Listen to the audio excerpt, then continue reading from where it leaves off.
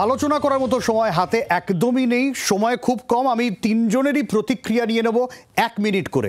সায়ন, দেখুন, প্রথম কথা হচ্ছে যে কুণাল বাবু এবং ব্রাত্য বাবু দুজনেই কার্যত উস্কানি দেওয়ার চেষ্টা করলেন।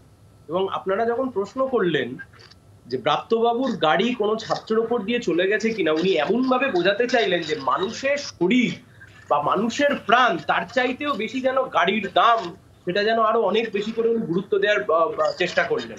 কথা হচ্ছে খুব পরিষ্কার, যিনি গণতন্ত্রের কথা বলছেন রাজ্যের শিক্ষামন্ত্রী, পরিষ্কারভাবে বলুন রাজ্যের ছাত্র সংসদ নির্বাচন কবে হবে। এত বড় বড় কথা বলছেন যে রাজ্যের মন্ত্রীর গায়ে কাঁচ ছিটিয়ে গেছে, আমরা সিরিয়াসলি নিলাম। কোথায় ছিলেন সেদিন কুণাল বাবু? যেদিনকে শালবনী থেকে ফেরবার সময় কমরেড বুদ্ধদেব ভট্টাচার্যের কনভয়েতে গ্রেনেডের বিস্ফোরণ ঘটিয়েছিল তৃণমূল আর মাওবাদীরা, আর আপনারা আজকে বলছেন আমরা পেশেন্সের মানে বোঝাচ্ছি, ছাত্রছাত্রীদের মাথা পাঠিয়ে দিচ্ছেন। আর কি সাগর থেকে কুচবিহার বলছেন? আজ থেকে 1 বছর আগে আপনারাই বললেন যাদবপুর ক্যাম্পাসে সিসিটিভি লাগাতে হবে যাতে না বাইরের লোকজন ভেতরে যেতে পারে। এক গাদা বাইরের শিক্ষক শিক্ষিকা অধ্যাপক তারা কি করতে গেছিলেন যাদবপুরে? এই প্রশ্নের উত্তর তো দিতে হবে। কেন ছাত্র সংসদ নির্বাচন বন্ধ? কিসের জন্য বন্ধ? সদেরেক তৃণমূল কংগ্রেসের দুষ্কৃতী আজকে ঢুকে তাণ্ডব চালিয়েছে। এই প্রশ্নের উত্তর তৃণমূল কংগ্রেসকে দিতে হবে, তৃণমূলকে উত্তর দিতে হবে। যারা উঠতে বসতে এত গণতন্ত্রের কথা বলছে, গণতন্ত্রের দোহাই দিচ্ছে, কেন ছাত্র সংসদ নির্বাচনকে বন্ধ রেখে দিয়েছে শেষ 3 বছর 4 বছর 5 বছর 6 বছর ধরে বিভিন্ন ক্যাম্পাসগুলোতে আছে ছাত্র সংসদ নির্বাচন হচ্ছে না, কিন্তু বকলমে তৃণমূল কংগ্রেস ওখান থেকে লাখ লাখ কোটি কোটি টাকা তুলছে, ছাত্র ভর্তির নামে টাকা তুলছে আর নাচ গান হচ্ছে, কিন্তু ছাত্রছাত্রীদের গণতান্ত্রিক অধিকার, সে গণতান্ত্রিক অধিকারকে আমরা আর খুঁজে পাচ্ছি না। শিক্ষামন্ত্রীকে শিক্ষামন্ত্রী সুলভ আচরণ হওয়া উচিত। শিক্ষামন্ত্রীর আচরণ যদি রাস্তার গুন্ডার মতো হয়ে যায়। আচ্ছা সায়ন, আমার কাছে সময় একদম নেই। একটা ছবি আপনাদের দেখাবো যেখানে হচ্ছে যাদবপুর 8বিতে রাস্তা অবরোধ চলছে, সেই ছবি আপনাদের দেখাবো। আর আমি আসবো ভাস্করদার কাছে। ভাস্করদা, খুব সংক্ষেপে। দেখুন, সায়ন তো বললেন যে যা করেছে ঠিক করেছে, জাস্টিফাই করছেন। তাহলে এবার থেকে এটা জানা থাকলো যে ওয়েবকুপা বা তৃণমূলের কোনো মিটিং থাকলে বাম ছাত্রদের অধিকার জন্মে যায় আগুন লাগানো, বাম ছাত্রদের অধিকার জন্মে যায় কাঁচ ভাঙা, বাম ছাত্রদের অধিকার জন্মে যায় আক্রমণ করা। সুতরাং এটা যদি অধিকারের মধ্যে পড়ে এবং তাদের দাবিগুলো না মানার জন্য যদি এটা অধিকারের মধ্যে পড়ে, তাহলে আর নতুন করে কিছু বলা নেই। মানুষ সব দেখেছে যেভাবে আক্রমণ হয়েছে, এর পরেও কিন্তু কিভাবে বলছেন জানি না। এবং সত্যি কথাই তো, বুদ্ধদেব ভট্টাচার্যের আজকে জন্মদিনটা পালন করেছে বাম ছাত্ররা, এইভাবেই মনে হয় পালন করলেন।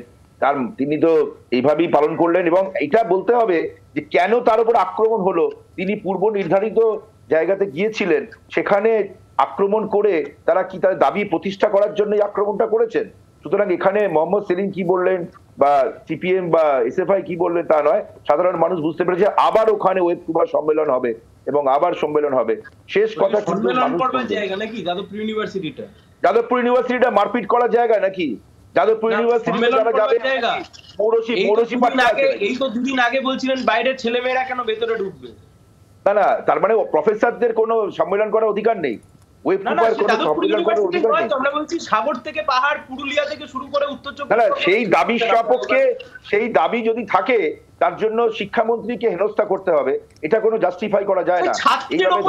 গাড়ি চালিয়ে দিলেন, আপনি কি বলছেন? না, গাড়ি চালিয়ে দিয়েছেন এই ধরনের, শুনুন, এই ধরনের আমাদের উপর আক্রমণ হয়েছে, সেই জন্য গাড়ি চালিয়ে দিয়েছে রাজ্যের শিক্ষামন্ত্রী। সময় একদম শেষ, আমার তর্কের একদমই অবকাশ নেই। আমরা আরো আপডেট দেবো, তবে শেষ করবো জয়দাকে দিয়ে। জয়দা, না, একটা জিনিস খুব অদ্ভুত লাগছে, যে কোনো শিক্ষা প্রতিষ্ঠান হোক এই রকম যে ছবি আমরা দেখছি, এই ছবি কিন্তু নিন্দনীয়। যে শিক্ষক আমাদের পড়াচ্ছে তার গায়ে হাত তুলবো, বা যে মন্ত্রী, শিক্ষামন্ত্রী, সে যে কোনো রাজ্যের হোক, যে কোনো দলের হোক, সে আসবে তার গাড়ি ভেঙে দেবো, তার গায়ে হাত তুলবো, এটা একদম নিন্দনীয়। কিন্তু আরেকটা জিনিস বিষয় বুঝতে হবে, শিক্ষামন্ত্রী ব্রাত্য বসু সে নিজে বলছে এটা অন্য কোনো বিজেপি শাসিত রাজ্য যদি হতো তাতে কি এটা সম্ভব ছিল? তার মানে উনি নিজেই আশ্বস্ত যে বিজেপি শাসিত রাজ্য হলে এরকম ঘটনা ঘটতো না, এটা তৃণমূল বলেই হচ্ছে। দ্বিতীয়, কুণাল ঘোষের একটি মন্তব্য আপনাকে বলে রেখেছে, চিহ্নিত করে রাখুন এই ছবি দেখে। আপনি একটা কথা বলুন তো, যেদিন 14ই আগস্টের রাত ছবি দেখে আমরা চিহ্নিত করেছিলাম বা চিহ্নিত করতে পারতেন, সেই চিহ্নিত করার পর ব্যবস্থা নিতে পেরেছিল আপনার প্রশাসন? বা এর আগে বাবুল সুপ্রিয় যখন এরকম ঘটনা ঘটেছিল, সে কেন্দ্রীয় মন্ত্রী ছিল, তখনও ছবি পেয়েছিলাম, সেই চিহ্নিত করা ব্যক্তিগুলোর বিরুদ্ধে আপনার প্রশাসন কোনো নিয়েছে, অ্যাকশন নিয়েছে? তার উত্তর কিন্তু নেই। একদমই, অনেক ধন্যবাদ প্রত্যেককে। আর যেটা ছবি আপনাদের দেখাচ্ছি, যাদবপুর 8B-তে অবরোধ চলছে, কোন দিকে গড়ায় পরিস্থিতি, এই খবরেই থাকবো আমরা। এখানে শেষ করছি, সঙ্গে থাকুন জি 24 ঘন্টা। বাংলার আওয়াজ, বাঙালির আবেগ, জি 24 ঘন্টা।